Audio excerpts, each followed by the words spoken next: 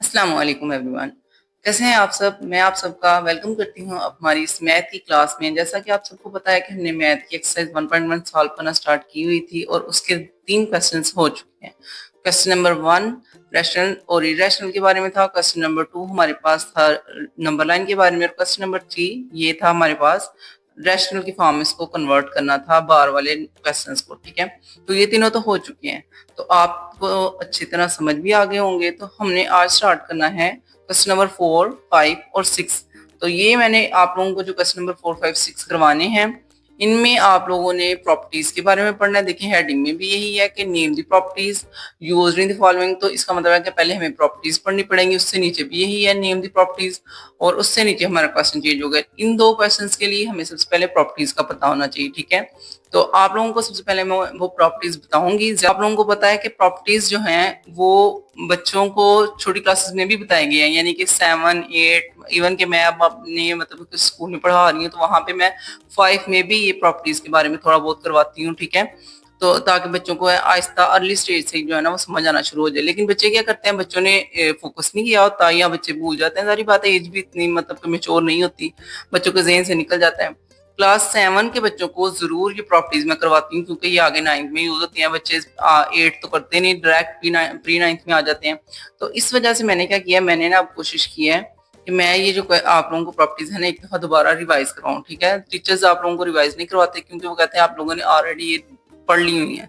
लेकिन ये मैं आप लोगों को ए टू ज़ेड सारी की सारी रिवाइज करवाऊंगी। तो आप लोगों ने कोशिश करनी है कि इस पूरी वीडियो को अच्छी तरह समझने की कोशिश करनी है, देखने की कोशिश करनी है, और वीडियो स्किप बिल्कुल नहीं करनी। ठीक है, अगर वीडियो स्किप की तो आप लोगों को क्या इशू होगा कि आप लोगों को ये दोनों क्वेश्चन सॉल्व करना नहीं समझ आएंगे, क्योंकि ये दोनों क्वेश्चंस में आप लोगों को कोई समझ नहीं आनी कि कौन सी प्रॉपर्टी यूज हुई है। ये एमसीक्यूज आते हैं इसमें से। ठीक है, एमसीक्यूज बहुत ज्यादा बन जाते हैं। जैसे ये वाला क्वेश्चन है, ये भी एमसीक्यूज में आ सकता है, ये भी एमसीक्यूज में आ सकता है, ये भी एज अ शॉर्ट क्वेश्चन ये कम आते हैं, लेकिन एज अ एमसीक्यूज की काफी ज्यादा आ जाते हैं। ठीक है, और एमसीक्यूज में इन प्रॉपर्टीज का भी पूछा जाता है, जरूरी नहीं सिर्फ क्वेश्चन आएंगे, इनमें से आप लोग एमसीक्यूज में प्रॉपर्टीज भी आ जाती हैं। ठीक है, प्रॉपर्टीज का पेज ओपन करके मैं आप लोगों को बताती हूँ।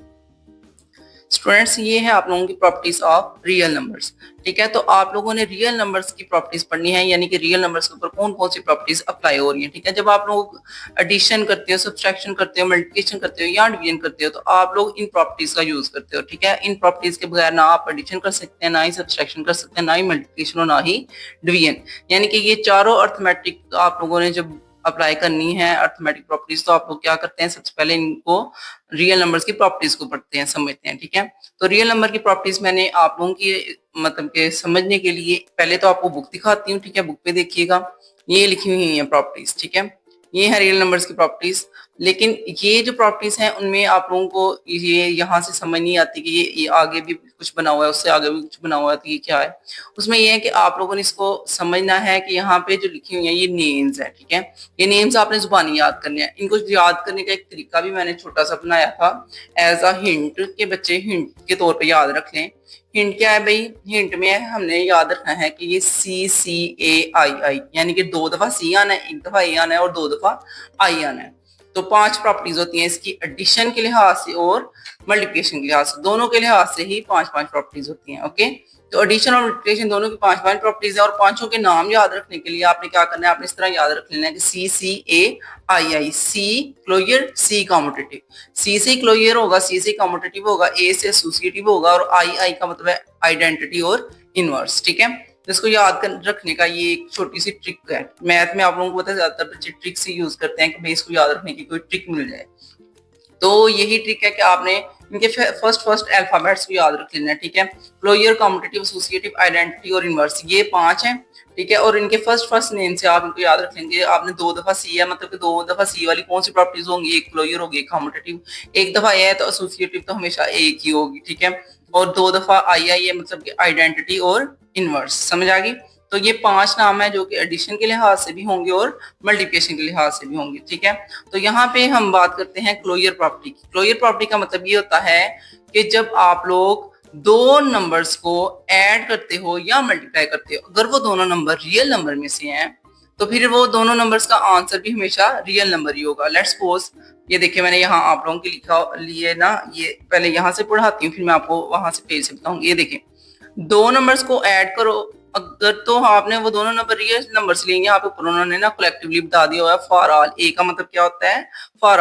For all a b c belongs, ये एलिमेंट का भी साइन है और बिलोंग्स का भी साइन है, ठीक है। तो आपने कहा है कि ए बी सी जो है वो बिलोंग कर रहे हैं और से, ठीक है। कैसे कहना है? For all a b c belongs to all. तो आगे आप लोग देखें, यहाँ पे उसने कहा है दोनों नंबर्स अगर आप जमा करते हैं तो हमारा आंसर भी आर में से आएगा। आर मतलब रियल नंबर्स, ठीक है। ये आप लोगों को पहले भी पता है कि रियल नंबर्स जो हैं वो यूनियन होते हैं किस किस का? रैशनल का और इरेशनल का। यानी कि जितने भी नंबर्स हैं दुनिया में मौजूद है, जितने भी नंबर्स, वो सारे रियल नंबर्स ही हैं, ठीक है ना। तो इसलिए हम कहते हैं कि रियल नंबर्स जो हैं वो पूरा एक होल है जिसमें सारे के सारे आ जाते हैं। देखिए मैंने आप लोगों के लिए ना ये पेज एक रेडी किया है। यहाँ पे मैंने इस साइड पे नंबरिंग दी हुई है 1 2 3 4। आपने आगे देखें मैंने लिखा हुआ है क्लोजर, कॉम्यूटेटिव, एसोसिएटिव, आइडेंटिटी और इनवर्स। अच्छा, क्लोजर की बात की जाए तो मैंने एग्जांपल दी हुई है आप लोगों को। अगर लेट्स सपोज हमने 9 और 7 आर से लिया है, यानी कि रियल नंबर में से लिया है, तो रियल नंबर की यहाँ पे मैंने आप लोगों को स्टेटमेंट भी लिख दी है कि रियल नंबर क्या होता है। रियल नंबर यूनियन होता है क्यू और क्यू डैश का, यानी कि रैशनल का और इरेशनल का, जो पी बाई क्यू की फॉर्म में हो और जो पी बाई क्यू की फॉर्म में ना हो, सारे नंबर्स ही रियल नंबर्स होते हैं, ठीक है। तो आगे यहाँ पे आ जाए, ये देखिए भाई क्या हो रहा है जी, a plus b belongs to R, यानी कि a और b का अगर आप सम करते हैं तो वो कहाँ से बिलोंग करेगा? r से बिलोंग करेगा। ये तो कंफर्म है कि अगर आपने नंबर ही रैशनल नंबर रियल नंबर में से लिए हैं तो जो नंबर रियल नंबर में से है उनका आंसर भी रियल नंबर ही होगा, ठीक है। तो यहाँ पे ही बताना है आपने 9 + 7, ये यहाँ पे हमारे पास लिखा हुआ है ए और बी बिलोंग कर रहा है आर से, यानी कि अगर आपने ए और बी का सम करना है, सम करके जो हमारा आंसर आएगा वो भी रियल नंबर ही होगा, ठीक है। क्योंकि जारी बात है जब आपने 9 और 7 रियल नंबर्स लिए हैं तो आंसर भी रियल नंबर ही आएगा, क्योंकि दुनिया में जितने भी एलिमेंट्स है वो सारे रियल नंबर में आ जाते हैं, क्योंकि रैशनल और इरेशनल दो ही आगे से इसकी होती है टाइप्स, और वो दोनों ही जो है वो रियल नंबर में आती है। रियल नंबर यूनियन होता है रैशनल और इरेशनल का, ठीक है। तो देखिए 9 + 7 16, तो 16 रैशनल नंबर से बिलोंग करता है। आप लोग सोचेंगे ये कौन सा पी बाई क्यू की फॉर्म में, लेकिन ऐसा नहीं है बेटा। ये देखिए इसके नीचे आप लोग लगा लेंगे 1, जिस नंबर के नीचे कोई नंबर नहीं होता उसके नीचे क्या होता है? 1। तो आप लोग इसे देखें, ये पी बाई क्यू की फॉर्म में बन गया ना, ये पी की वैल्यू होगी और नीचे वाली क्यू की वैल्यू होगी, तो हम कहेंगे कि ये भी किससे बिलोंग करेगा? आर से। तो पहली प्रॉपर्टी होती है क्लोजर। क्लोजर से आपने याद रखना है कि यहाँ पे दो नंबर्स लेने हैं और उन दोनों नंबर्स को अगर ये एडिशन के लिहाज से कह रहे हैं कि closure property with respect to addition, ये मैंने राइट भी किया विद रिस्पेक्ट टू एडिशन। अगर एडिशन के लिहाज से कह रहे हैं तो इसका मतलब है दो नंबर्स को ऐड करोगे तो आंसर रियल नंबर में से आएगा, ठीक है। कॉम्यूटेटिव का मतलब होता है कि आपने दो नंबर्स को मतलब कि उनकी तरतीब चेंज करके करनी है, ऑर्डर चेंज करके इनको प्लस करना है। कॉम्यूटेटिव का मतलब होगा ऑर्डर चेंज करना, ठीक है। दो ही नंबर होंगे कॉम्यूटेटिव में भी, ठीक है, लेकिन इनका ऑर्डर चेंज हो जाएगा। पहले आपने a + b करना है, फिर ऑर्डर चेंज करके b + a कर देना है, ठीक है। आगे उसने एग्जांपल भी दिया, देखें 2 + 5 = 5 + 2। ऑर्डर चेंज भी कर दो तो आंसर चेंज नहीं होता। इसी तरह एसोसिएटिव प्रॉपर्टी लिखी हुई है। एसोसिएटिव प्रॉपर्टी का मतलब क्या होता है कि जिसमें तीन नंबर्स होंगे, ठीक है। इसकी ये हिंट है आप लोगों के लिए कि कॉम्यूटेटिव में दो और एसोसिएटिव में तीन नंबर्स होंगे, ठीक है।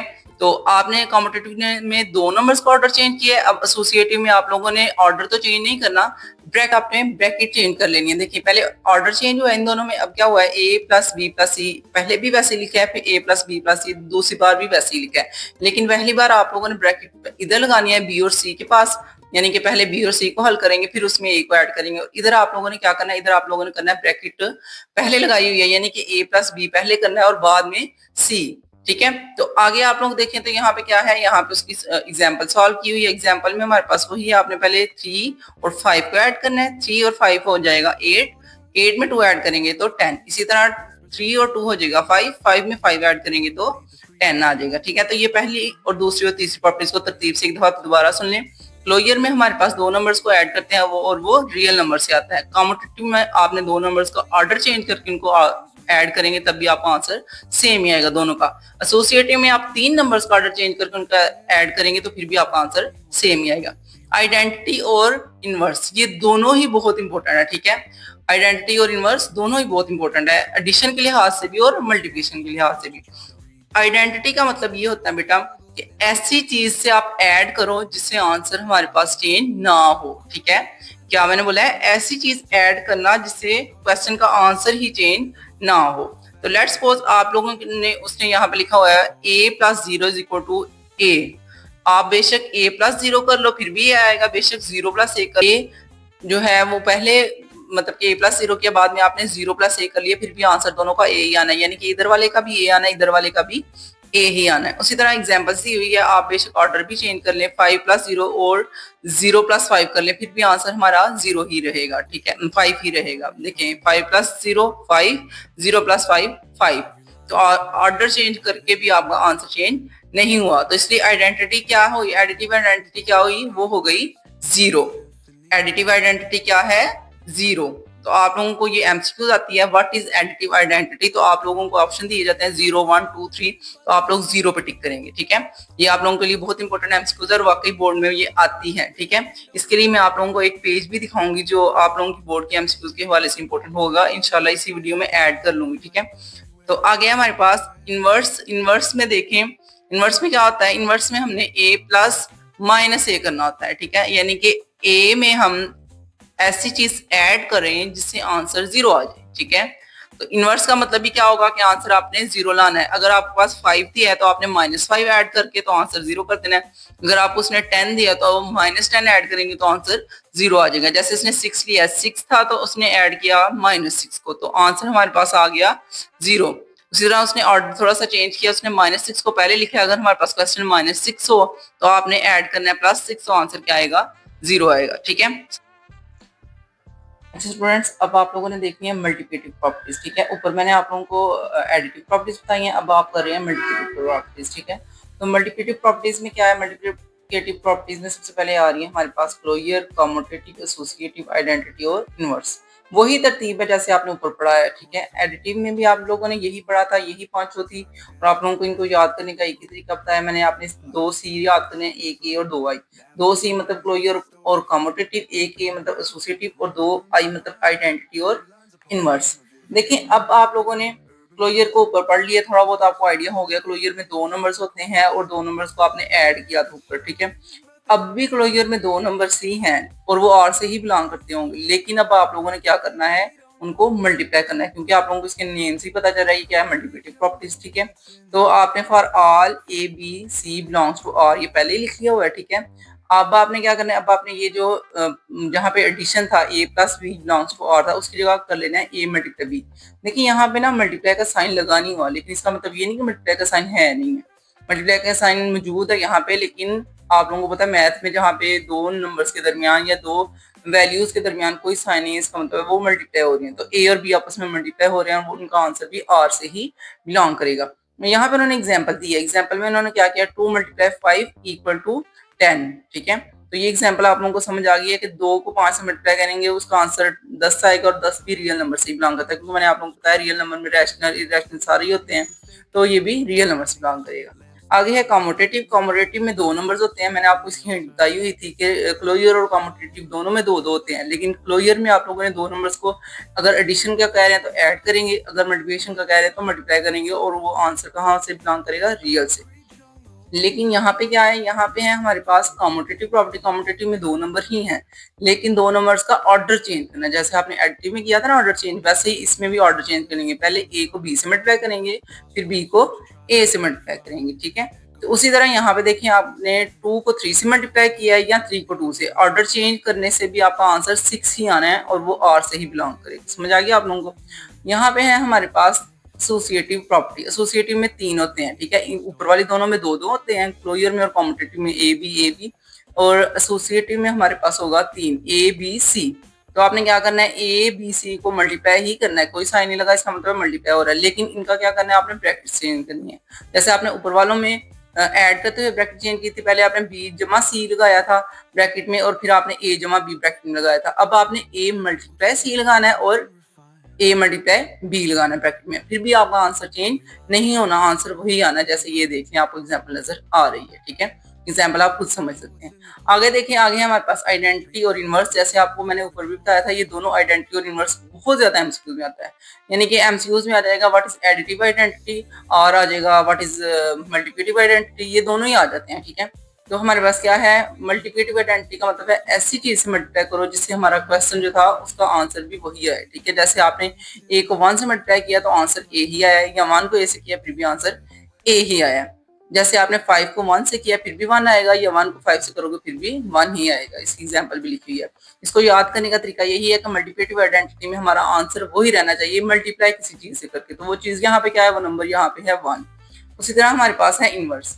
तो इनवर्स की बात की जाए तो इनवर्स में क्या है, इनवर्स का भी वही मतलब है, ऐसी चीज से हमने मल्टीप्लाई करना है जिससे आंसर 1 आए। जैसे इनवर्स में ऊपर वाले एडिशन में मैंने आप लोगों को समझाया था कि ऐसी चीज ऐड करेंगे जिससे आंसर 0 आए।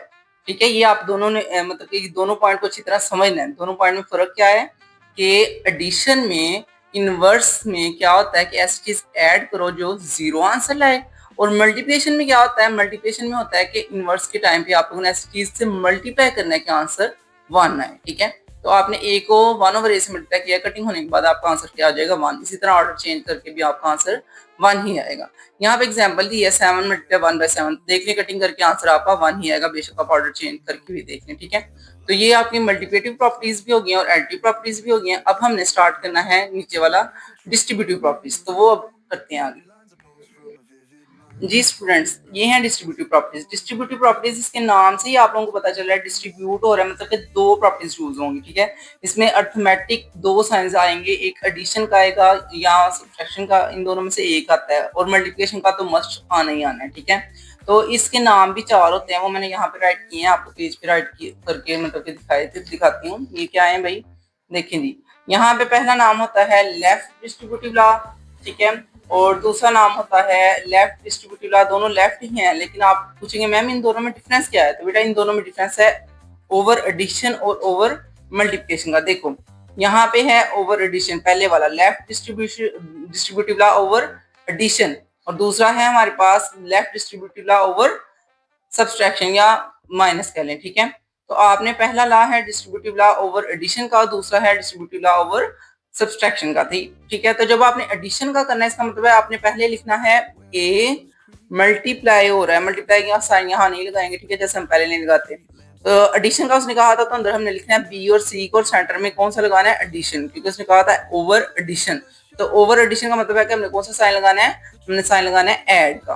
ओके, इसी तरह अब आप लोगों को मैंने बताया हुआ है कि आपने पहला स्टेप लिख लेना होता है, उसी के अकॉर्डिंग सेकंड वाला स्टेप, क्योंकि यहाँ पे ये हो रहा है लेफ्ट डिस्ट्रीब्यूटिव लॉ, तो आपने मल्टीप्लिकेशन लेफ्ट साइड पे करनी है। ठीक है, ये देखिए यहाँ पे क्या हो रहा है, लेफ्ट डिस्ट्रीब्यूटिव लॉ अप्लाई हो रहा है, तो मल्टीप्लिकेशन किस साइड पे है, लेफ्ट साइड पे। ये आपका लेफ्ट हैंड ही होगा ना इस साइड पे, तो ये लेफ्ट साइड पे मल्टीप्लिकेशन हो रही है। अगर होता है राइट डिस्ट्रीब्यूटिव लॉ, तो मल्टीप्लिकेशन राइट साइड पे हो रही होती है, इस साइड पे। ओके, तो जहां पे भी वो कहेंगे ओवर एडिशन या सब्सट्रैक्शन, तो अंदर ब्रैकेट के अंदर वो वाला लग जाएगा। अगर ओवर एडिशन कह रहे हैं तो ब्रैकेट के अंदर ऐड हो जाएगा, ओवर मल्टीप्लिकेशन कह रही है तो ब्रैकेट के अंदर, सॉरी ओवर सब्सट्रैक्शन कह रहे हैं तो ब्रैकेट के अंदर माइनस होगा। अब देखिए यहाँ पे क्या है भाई, अब इसके अकॉर्डिंग हमने ये वाली साइड राइट करनी है, राइट साइड। ठीक है, लेफ्ट साइड आपने कंडीशन को देखते हुए राइट करनी है, और राइट साइड के बाद लेफ्ट राइट साइड जो है उसको अपने हल करना होता है लेफ्ट साइड की मदद से। देखें लेफ्ट साइड पे है ए मल्टीप्लाई हो रहा है अंदर वाले के साथ, हम अंदर मल्टीप्लाई कर देते हैं, ए भी इसमें मल्टीप्लाई होगा तो क्या आ जाएगा, ए भी। उसी तरह हमारे पास ए सी से मल्टीप्लाई होगा तो सेंटर में इसके प्लस लगा कर हम लिखेंगे ए सी। ठीक है, ये थोड़ी सी मिस्टेक हो गई, इस तरह लिख लेते हैं ए बी प्लस ए सी।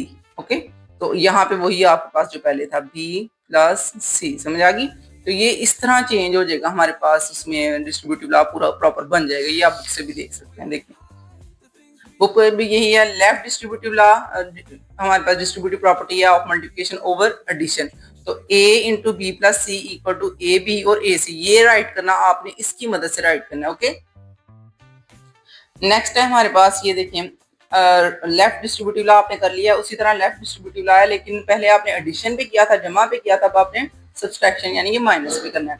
तो उसी तरह मैंने आपको बताया अगर लेफ्ट बोला हुआ तो मल्टीप्लिकेशन लेफ्ट साइड पे होगी। ठीक है, तो a इंटू बी, और उसने कहा था ओवर सब्सट्रैक्शन, तो माइनस आ गया, माइनस सी। तो आगे हम क्या करेंगे, ए बी माइनस ए सी, कैसे मैंने बताया हुआ था, ए और बी को मल्टीप्लाई कर देंगे, माइनस ए और सी लिख देंगे, ये लिखना आ गया आप लोगों को। ठीक है, इससे हम कहेंगे left distributive law over subtraction. ठीक है, ये दोनों समझ आ गए, ये दोनों लेफ्ट डिस्ट्रीब्यूटिव लॉ थे। अब आ गए हैं आगे दोनों राइट डिस्ट्रीब्यूटिव लॉस। ठीक है, तो राइट डिस्ट्रीब्यूटिव लॉ में क्या है भाई, राइट डिस्ट्रीब्यूटिव लॉ होगा distributive property over multiplication, sorry of multiplication over addition.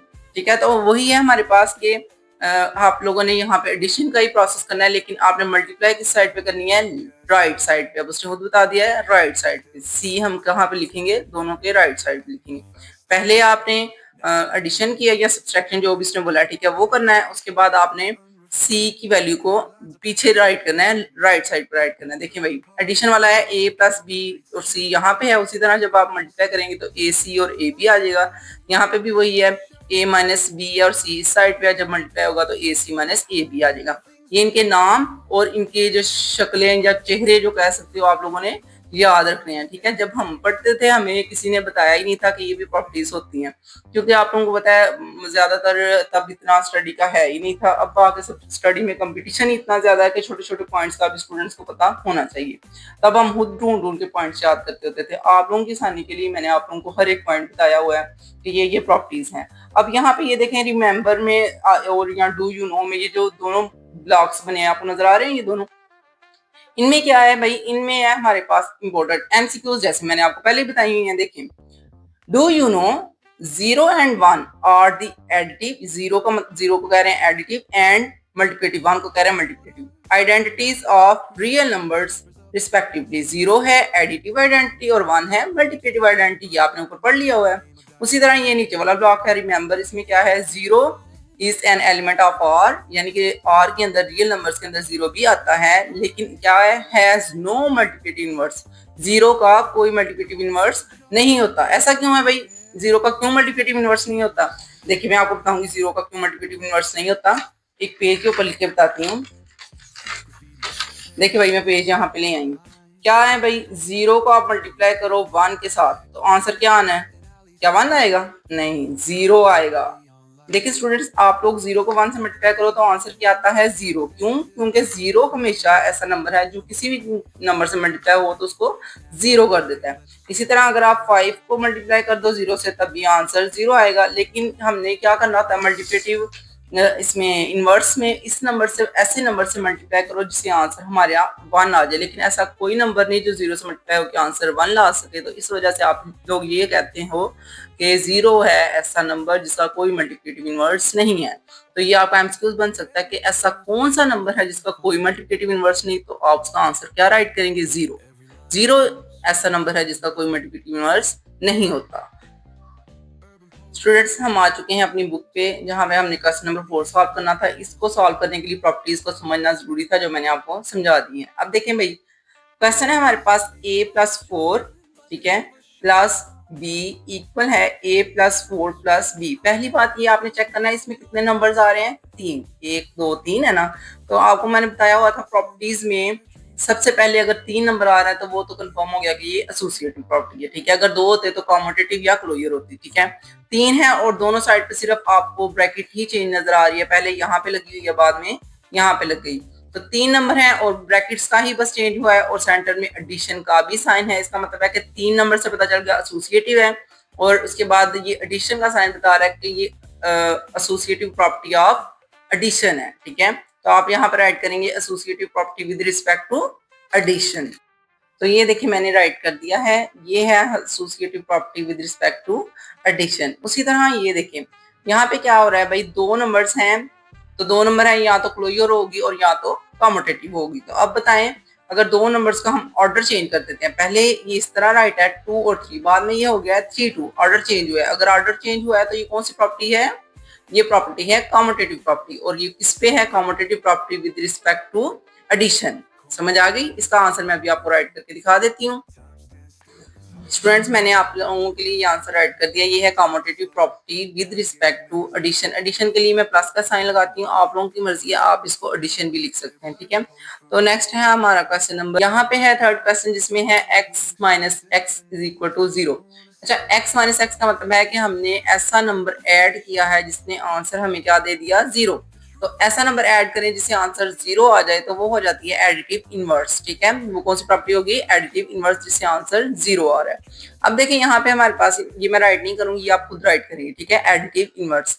आगे है क्वेश्चन नंबर 4। क्वेश्चन नंबर 4 हमें बता रहा है a इंटू बी प्लस सी, यानी कि हमने a को मल्टीप्लाई करना है b प्लस सी से। इसका मतलब है जब 2 फंक्शन हो रहे हैं मल्टीप्लाई और एडिशन, तो ये कौन सी प्रॉपर्टी है, डिस्ट्रीब्यूटिव प्रॉपर्टी। ओके, तो डिस्ट्रीब्यूटिव प्रॉपर्टी है लेकिन किसके लिहाज से है, लेफ्ट साइड पे ए लिखा है, इसका मतलब है लेफ्ट डिस्ट्रीब्यूटिव प्रॉपर्टी है, और अंदर लगा हुआ है addition, left distributive property over addition. समझ आ गई, और आगे वही हो गया। ठीक है, आगे है हमारे पास ये देखिए 16 प्लस 0, तो 16 में हमने ऐसा नंबर ऐड किया है जिससे वो 16 का 16 ही रहा है, आंसर चेंज नहीं हुआ। तो ऐसा नंबर ऐड करें जिससे आंसर चेंज ना हो। 0 0 कौन क्या होती है, एडिटिव आइडेंटिटी। 0 क्या है, एडिटिव आइडेंटिटी। ये आपकी एमसीक्यूज है।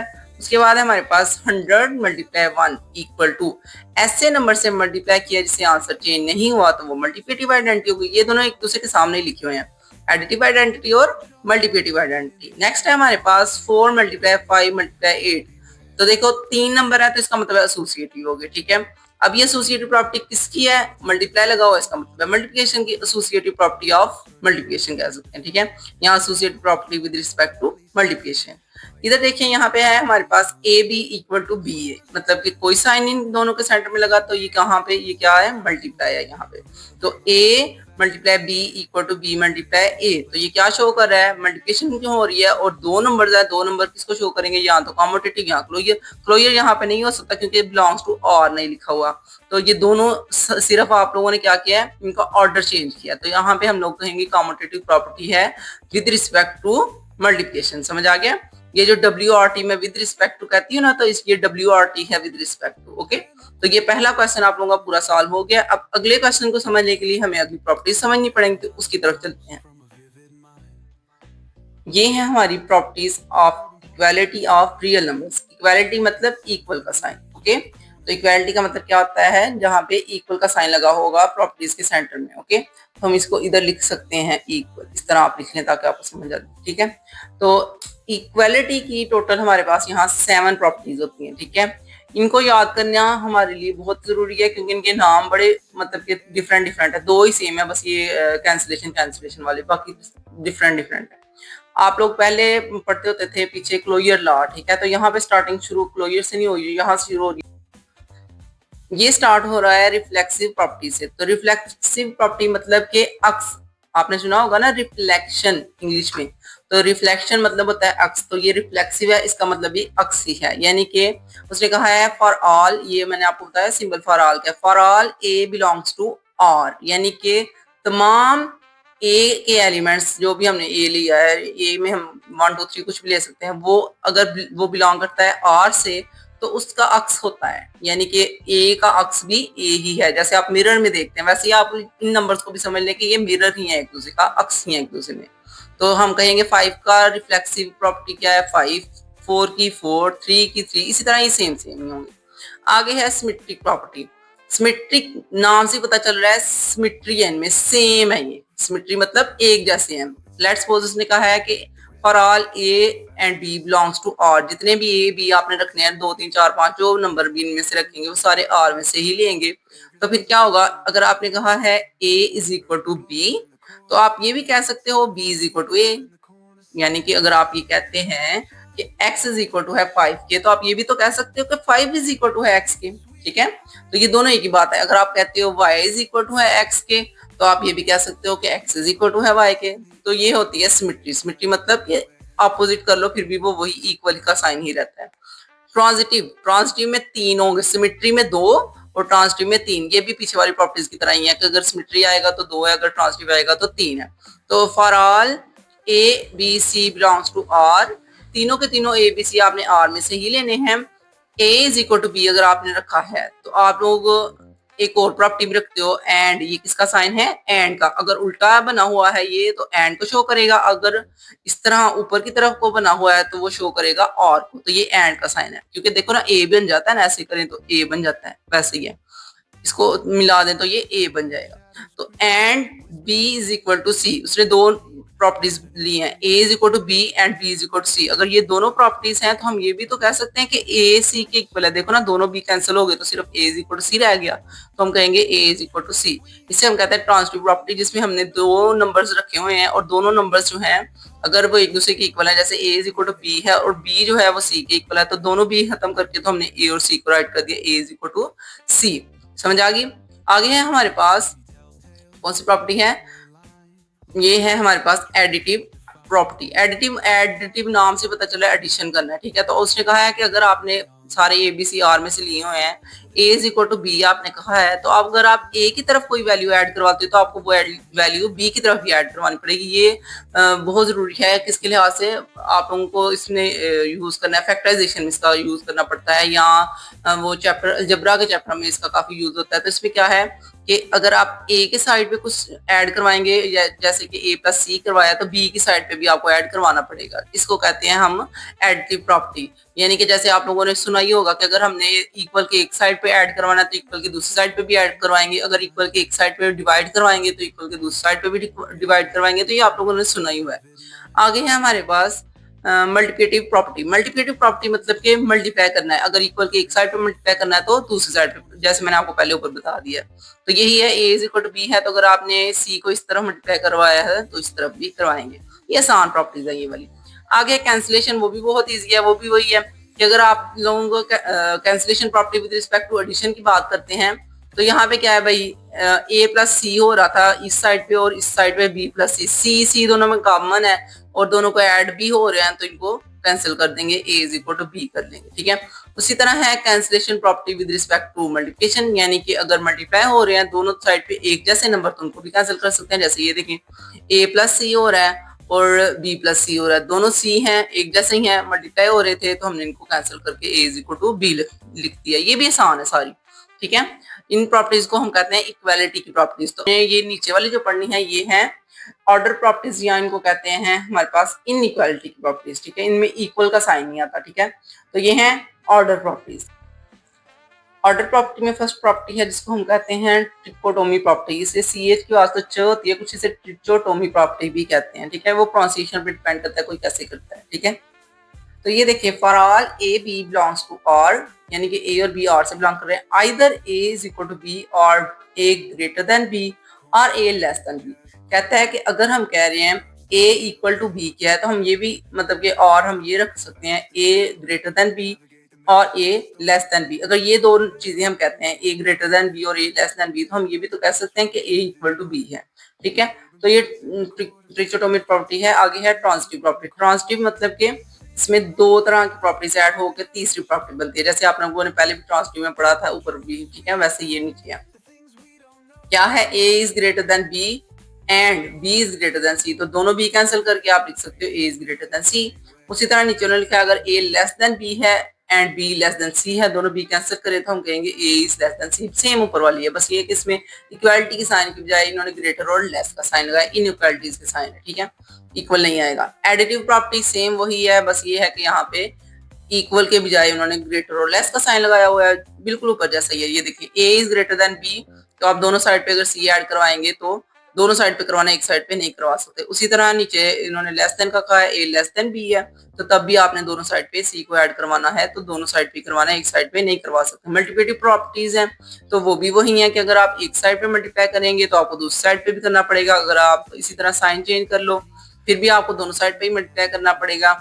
अगर आप ये वाले साइन में मल्टीप्लाई करते हैं तब, मतलब ये सारी वही हैं, मल्टीप्लिकेटिव प्रॉपर्टीज भी वही है। आगे आ जाती हैं डिवीजन प्रॉपर्टीज, ये भी सेम है, लेकिन ये है कि आप लोगों ने इसके साइन का ध्यान रखना होता है। देखो, ए इज लेस देन बी है, ठीक है, तो आप लोगों ने सी से डिवाइड किया दोनों साइड को, तो फिर आपका साइन वैसे का वैसे ही रहेगा, ठीक है। अगर सी की वैल्यू ग्रेटर देन 0 है। उसी तरह है A is less than B, तो हम अगर साइन इनके चेंज करना है तो हमने क्या किया, A over C is greater than B over C, हमने साइन चेंज कर दिया, ठीक है। साइन चेंज तब होता है जब आप माइनस अमाउंट में अप्लाई कर देते हैं, ठीक है। तो हमने यहाँ पे अगर माइनस अप्लाई किया, ये देखें ऊपर वाली में क्या है, सी की वैल्यू पॉजिटिव रखी हुई है, सी इज ग्रेटर देन 0 रखा हुआ है, और इसमें सी की वैल्यू नेगेटिव है, ये आपने समझ लेना है, ठीक है। यहाँ पे साइन चेंज होने की वजह है कि सी की वैल्यू नेगेटिव है और यहाँ पे सी की वैल्यू पॉजिटिव है, ठीक है। तो जहां पे सी की वैल्यू पॉजिटिव थी वहां पे हमारा साइन वैसे का वैसे ही रहेगा जैसे पहले था, ठीक है। ये बहुत इंपॉर्टेंट पॉइंट है, ज्यादातर टीचर्स को भी ये बच्चों को बताने का याद नहीं रहता क्यों ऐसे साइन चेंज होते हैं। तो ये देखें भाई, अगर ग्रेटर का साइन लगा हुआ है, सॉरी लेस का साइन है, ए लेस देन बी, तो वो लेस देन ही रहेगा अगर आप इसको पॉजिटिव नंबर से डिवाइड करते हैं। लेकिन अगर आप डिवाइड करते हैं एक नेगेटिव नंबर से, सी की वैल्यू नेगेटिव होगी, तो ये साइन चेंज हो जाएगा, ठीक है। आगे हमारे पास, ये एमसीक्यूज में बड़े आते हैं इसलिए इसका ध्यान रखते हैं। आगे है हमारे पास ए इज ग्रेटर देन बी है, तो अगर आप उसी तरह इसको पॉजिटिव नंबर से मल्टीप्लाई करोगे तो वो ग्रेटर देन ही रहेगा। लेकिन अगर आप इसको नेगेटिव नंबर से मल्टीप्लाई करते हैं, सी लेस देन 0 है यानी कि सी की वैल्यू नेगेटिव है, तो ये साइन चेंज हो जाएगा, ग्रेटर की जगह पे लेस्ट में चेंज हो जाएगा। ये समझ आ गया आप लोगों को? जी स्टूडेंट, अब हम आ चुके हैं अपने क्वेश्चन नंबर 5 की तरफ।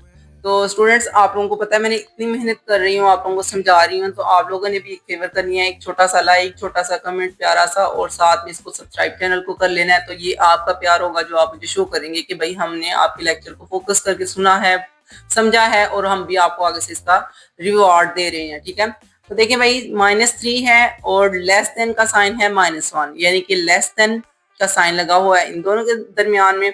तो आगे इसने एक और यानी कि बताया इज इक्वल टू का साइन है, यानी अप्रोक्सीमेटली का नहीं, इक्वल का यह होता है ये वाला, यानी कि इसके नीचे लिखते हैं 0 इज लेस देन 2।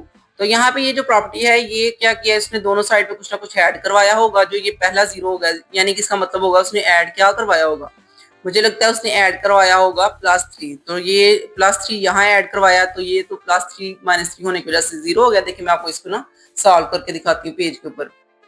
ये देखिए बेटा, मैंने क्या किया है, मैंने इसको सॉल्व करके आपको समझाया कि ये कैसे आया था। देखिए -3 लेस देन -1 लगा हुआ था, तो हमने उसकी अगले आंसर देखा, वो ये आंसर आ रहा था 0 और 2। तो मैंने क्या किया, मैंने दोनों साइड पे +3 ऐड करवाया, क्योंकि आपने ये प्रॉपर्टी पढ़ी हुई है कि अगर आपने एडिशन करवाना है तो आपने दोनों साइड पे करवाना है। तो मैंने दोनों साइड पे +3 किया, ये वाला तो 0 हो गया, -3 +3 0 हो गया, और ये वाला क्या होगा, 3 में से 1 माइनस करेंगे तो 2 और बड़ी अमाउंट का साइन प्लस आ जाएगा। तो ये आ गया हमारे पास अगला इसका पॉइंट। ठीक है, तो इसका मतलब है कि इस प्रॉपर्टी को हम क्या नाम देंगे, एडिटिव प्रॉपर्टी ऑफ इनइक्वालिटी। हमने ऐड किया ना दोनों साइड पे, तो हम कहेंगे एडिटिव प्रॉपर्टी ऑफ इनइक्वालिटी, यानी कि इक्वल तो है नहीं है इसमें, तो इनइक्वालिटी हुई, और इनइक्वालिटी की कौन सी है प्रॉपर्टी, एडिटिव, क्योंकि मैंने आपको ऐड करके बता दिया। अगला क्वेश्चन देखिए, अगले क्वेश्चन में हमारे पास if A is less than B then 1/a is greater than 1/b। तो आप उसको 1 ओवर में ले आए तो हमारे पास ये कह देगा कि ये ग्रेटर हो गया। देखो भाई, अगर इसके नीचे 1 लगा हुआ है, ठीक है, ए के नीचे भी 1 है और बी के नीचे भी 1 है, और आप इसको उल्ट देते हो, देखो चेंज कर दिया ना, 1 को ऊपर ले आए और ए को नीचे ले आए, इसका मतलब है आपने क्या किया, रेसिप्रोकल।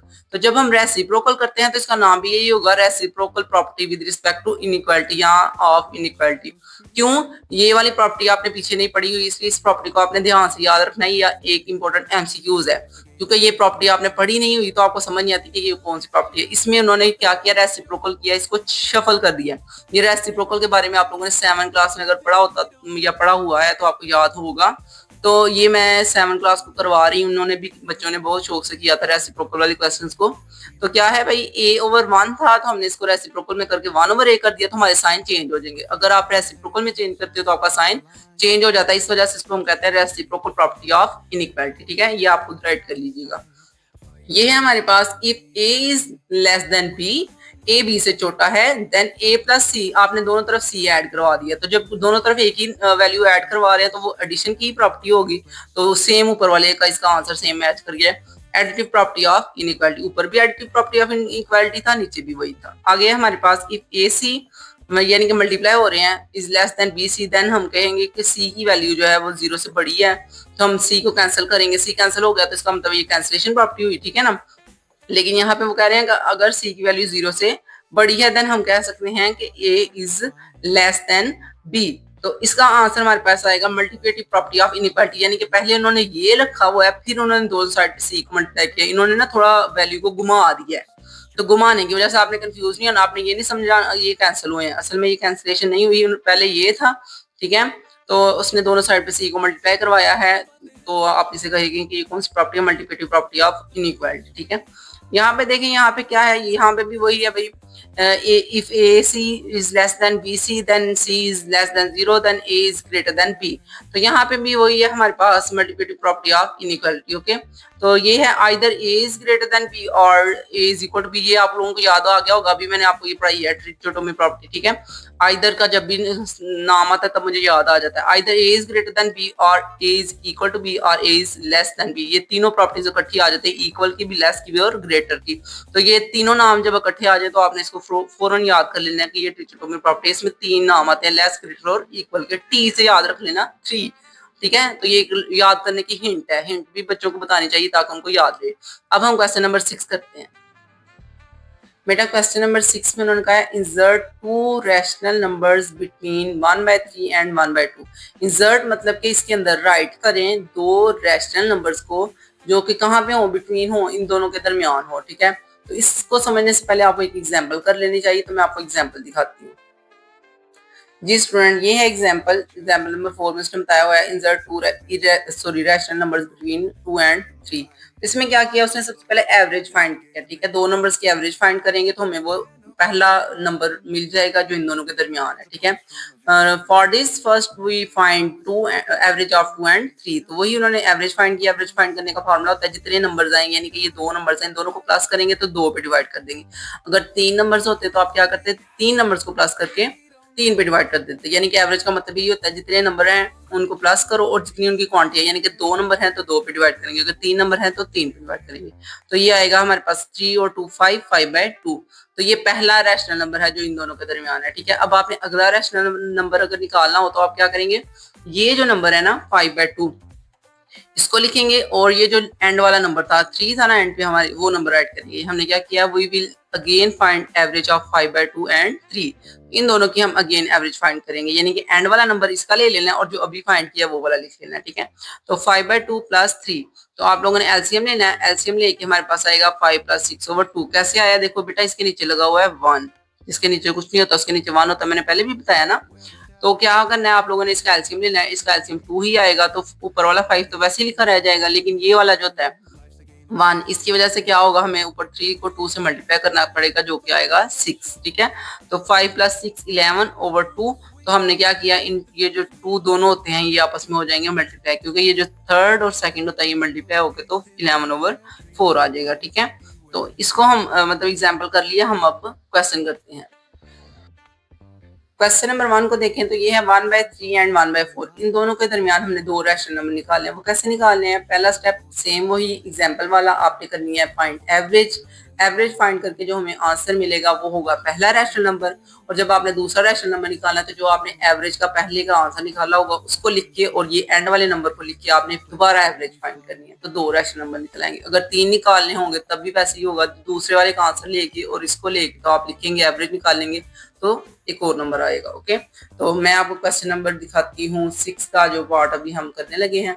तो इसमें है हमारे पास 1/3 एंड 1/4 के दरमियान आपने फाइंड करना है ना। तो first we find average. Average इन दोनों के दरमियान निकालनी हो, कैसे निकालते हैं, पहले हम 1/3 लिखते हैं, फिर हम ऐड का साइन लगाएंगे, फिर हम लिखेंगे 1/4 और उसके बाद हम क्या करेंगे, इसकी एवरेज निकालेंगे। एवरेज का मतलब होता है इन दोनों को ऐड करके डिवाइड कर दो 2 के साथ, क्योंकि 2 नंबर है तो 2 से ही डिवाइड करेंगे। तो आप लोगों को एलसीएम लेना तो आता होगा, अगर नहीं आता तो ये देखिए मैंने ना साइड पे थोड़ा सा राइट कर दिया है 3,4।